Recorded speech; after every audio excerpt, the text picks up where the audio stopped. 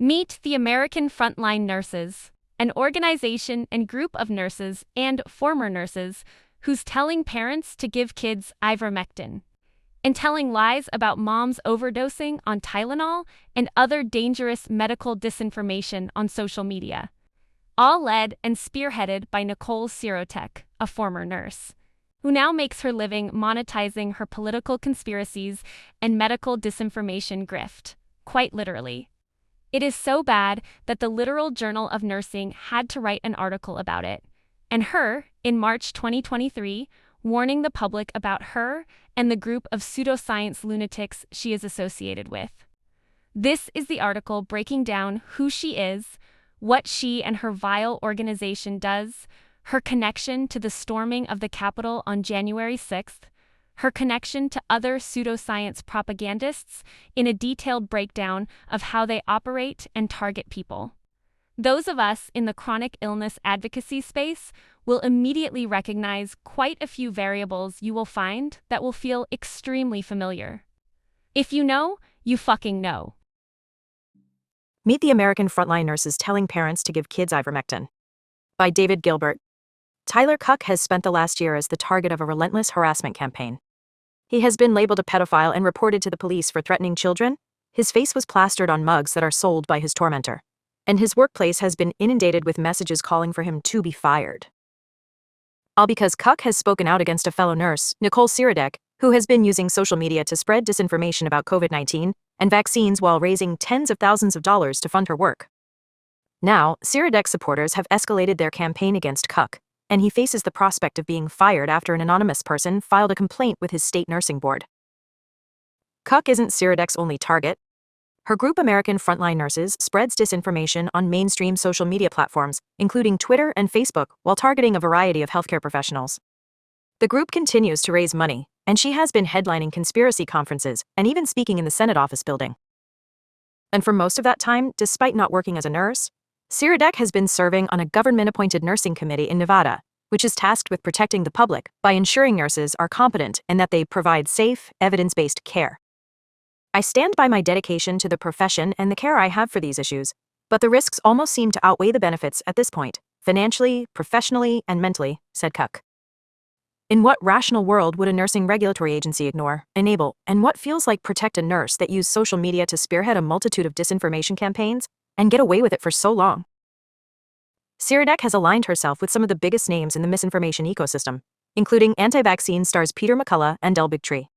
Like many of these figures, Sirotek has claimed without evidence that she is the victim in all of this, making wild accusations against Cuck and other nurses, suggesting that they threatened her children and pushed her to contemplate suicide. Sirotek did not respond to multiple attempts to contact her on email, social media accounts, and phone, and American Frontline Nurses did not respond to detailed questions about the allegations Sirotek has made against Cuck. For years, Cuck was among a small cadre of medical professionals have been trying to fight back against those spreading medical disinformation on social media. But since the pandemic began, this group has been overwhelmed, as the anti-vaccine movement has grown dramatically and social media has given them the tools to reach ever larger audiences. It's asymmetrical warfare, said Joe Smizer, CEO of DC-based nonprofit Public Good Projects, which works to tackle vaccine hesitancy.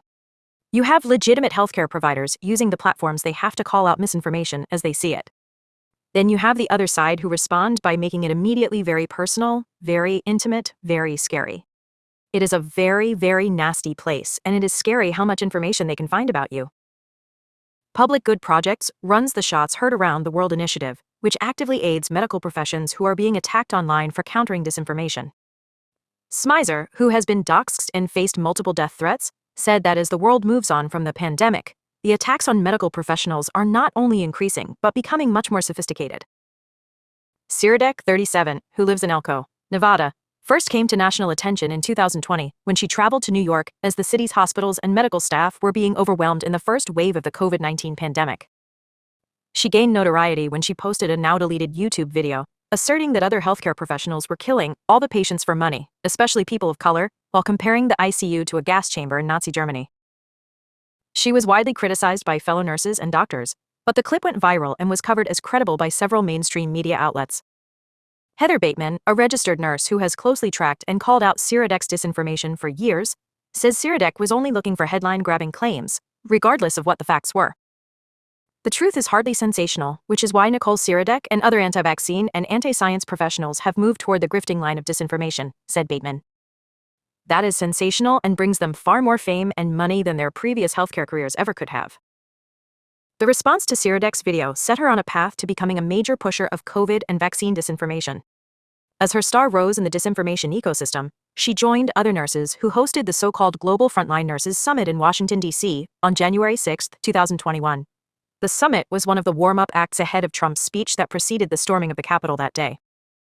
Sirotek and other nurses were joined on stage by high-profile disinformation figures like Big Tree, the prominent anti-vaccine activist, and Vladimir Zelenko, a doctor who was scrutinized by prosecutors after touting a supposed COVID-19 miracle cure that had not been approved by the FDA. In July 2021, Sirotek sought to brand her disinformation efforts by creating American Frontline Nurses, a registered 501c3 nonprofit that says its goal to educate. Instead, under Sirotek's leadership and leveraging her nursing qualifications, the group has undermined COVID-19 vaccine rollouts and public health measures and attacked childhood vaccine programs. It has even ventured into conspiracies, boosting lies about chemtrails and fluoride in drinking water. Sirotek also used her growing influence to threaten the safety of medical professionals. In one video, Sirotek encouraged her followers to call a facility in Florida that she claimed was murdering their COVID patients. In another case, she told her podcast listeners to harass healthcare providers in Idaho who had taken a malnourished infant child into custody, making wild allegations against a nurse involved in the case, and ordering her followers to file a complaint against the nurse for false information and anything else. Falsifying a medical record, endangering a child, negligence. Sirotek provided no evidence to back up her claims. Sirotek used her new profile within the disinformation community to raise money, claiming her notoriety meant she could no longer work. In one Facebook video where she solicits funds for an unspecified legal fight, Sirotek tells her audience, "I'm not a nurse, and I don't work as a nurse." Sirotek has said that she has been unable to obtain work as a nurse since she posted the video from New York in early 2020. Late that year, she registered for nursing licenses in Nevada and Utah using another name, Marie Rosalie Cordero. Both those licenses have now expired, according to online records that were reviewed. Sirotek claimed in a Substack post last year that she changed her name legally to protect her children from harassment. But the license in Utah was issued in late 2020, long before anyone was calling out Sirotek online and a full 6 months before she created American Frontline Nurses. That organization was set up in July 2021, and according to a financial statement for the last 6 months of the year, the group raked in $83,000 in donations and membership fees, while spending just under $55,000 to educate and train nurses to be advocates the nursing profession needs regarding nurse and patient rights. By the end of the year, it had $28,000 in cash on hand. Despite the group's name, its promotion of unproven treatments like ivermectin, and its claims about training nurses, the group's website and Sirotek repeatedly claim that they do not give out medical advice. They do, however, conduct vicious and coordinated harassment campaigns against medical professionals who promote public health measures on social media and call out Sirotek's lies. In January 2022, Sirotek was one of the headline speakers at an event hosted by Wisconsin Republican Senator Ron Johnson, which was rife with COVID disinformation. During her presentation, Sirotek falsely claimed that the FDA-approved antiviral COVID treatment remdesivir is continuing to kill patients in the United States, and that recipients have a less than 25% chance of survival if they get more than 2 doses. The claims were quickly debunked, but video clips of her comments were shared on YouTube and other social media platforms where they have been viewed millions of times. It was around this time that Cuck, the registered nurse working in Washington state, first came across Sirotek's content.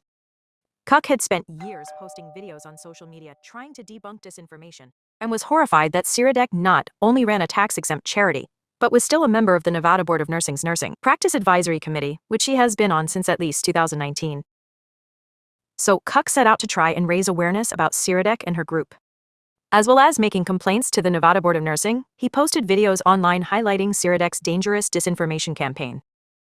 "The things we were giving the Nevada Board of Nursing were so egregious," said Cuck, "that anybody in their right rational mind would be like, why the hell is this woman on a regulatory agency?" His complaints fell on deaf ears, and Sirotek's term on the committee was renewed in May 2022. So Cuck renewed his efforts to raise awareness and made some more videos about Sirotek. Those videos gained some traction, and people began to complain to the Nevada Board of Nursing in larger numbers, until the board was finally compelled to conduct an investigation into Sirotek. Nothing was ever done until a bunch of videos that got thousands of views and people slammed them with complaints, Cuck said. Ultimately, this led to Sirotek voluntarily surrendering her license in lieu of disciplinary action in October. In her submission to the board, Sirotek states, "I freely admit that I instructed viewers on a social media platform to give children ivermectin." The Nevada Board of Nursing did not respond to multiple attempts to contact them by phone and email. None of the individual members of the board or the advisory committee of which Sirotek was a member responded to similar requests. But Cuck's interactions with Sirotek didn't end there. After she was removed from the nursing committee in Nevada, Sirotek's campaign of harassment against him accelerated dramatically. Sirotek posted Cuck's work information on her Facebook page, and her supporters began calling his employer, trying to get him fired. She made baseless allegations claiming he had sent her images in the mail threatening her children, and labeled him a pedo sympathizer in a public Facebook post. Sirotek also started selling a mug on the AFN website that used an image of Cuck and portrayed him falling into a toilet.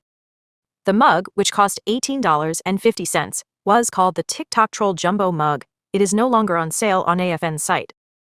"It's all retaliatory, based on the fact that we called her out. She was held accountable for her shitty actions, and she's just taking it way too far," Cuck said. Lori Boyle, a registered nurse from New Jersey, says she's also faced harassment for calling out Sirotek's lies and for making an official complaint to the Nevada Board of Nursing. Sirotek shared Boyle's Facebook posts, and Boyle received direct messages from some of Sirotek's supporters of the group. She was also the subject of a police report that Sirotek filed with the Elko Police Department, claiming Boyle was harassing her.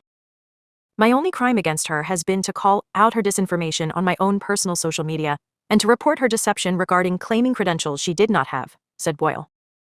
"I don't see how anything I have done can be considered harassment, and apparently neither do the Elko police, as that police report went nowhere."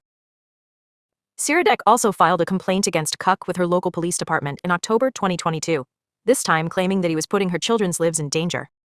The police department and the Elko County District Attorney dismissed the claims, finding no evidence to support a criminal prosecution, and concluding there was nothing to substantiate any danger to the children, according to a copy of the police report and other documents that were reviewed.